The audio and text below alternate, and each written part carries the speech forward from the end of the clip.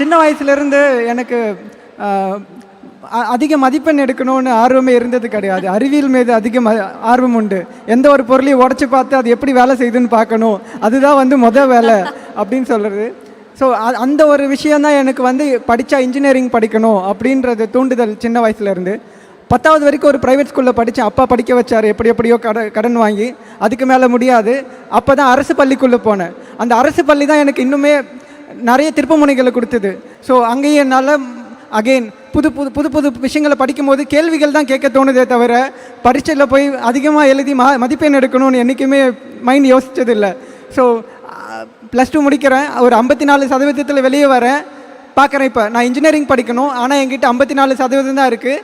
கவர்மெண்ட்டில் diploma apply பண்ணால் கூட எனக்கு கிடைக்காது. அகரம் தான் எனக்கு ஒரே ஒரு நம்பிக்கையோடு அகரமுக்கு ஒரு லெட்டர். அதுக்கப்புறம் அகரம் எனக்கு ஒரு டிப்ளமோ வாய்ப்பு கொடுத்தாங்க. அந்த டிப்ளமோ இன்ஜினியரிங் பரவாயில்ல, அங்கே எனக்கு எலக்ட்ரிக்கல் எலக்ட்ரானிக்ஸ் இன்ஜினியரிங் படிக்க போகிறேன். அதுக்கப்புறம் அங்கே நல்லா படித்தேன். நான் எதிர்பார்க்காத ஒரு விஷயம் 2 வருஷம் கழித்து அகரம் எனக்கு திரும்ப இன்னொரு வாய்ப்பாக நீ போயிட்டு எஸ்ஆர்எம்மில் படி.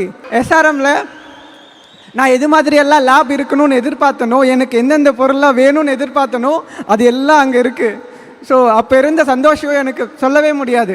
ஆனால் நடுவில் கோவிட் வந்தது. 1.5 வருஷம் வீட்டிலே இருந்தது. கையில் கிடச்ச ஆப்பர்ச்சுனிட்டி. பட் ஆனால் காலேஜ் போக முடியாது.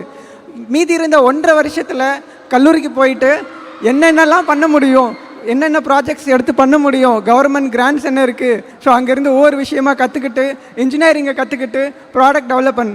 காலேஜ் போனதுக்கப்புறம் எனக்கு மெஸ் ஒரு இடத்துல இருக்கும், ஹாஸ்டல் ஒரு இடத்துல இருக்கும். போயிட்டு வர்றதுக்குள்ளே எனக்கு ஓஞ்சி போயிடுவேன். ஸோ அப்போ தான் நான் எதிர்பார்த்தேன், சின்ன தூரங்களுக்கு போயிட்டு வர்றதுக்காக எனக்கு ஒரு ஸ்கூட்டர் வேணும். அப்படி ஆரம்பித்தது தான் இன்றைக்கி இது மாதிரி ஒரு ஸ்கூட்டர் பில்ட் பண்ணியிருக்கோம்.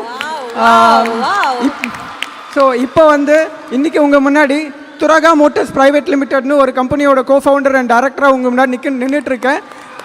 இன்னும் வெகு தூரம் போக வேண்டியது இருக்குது.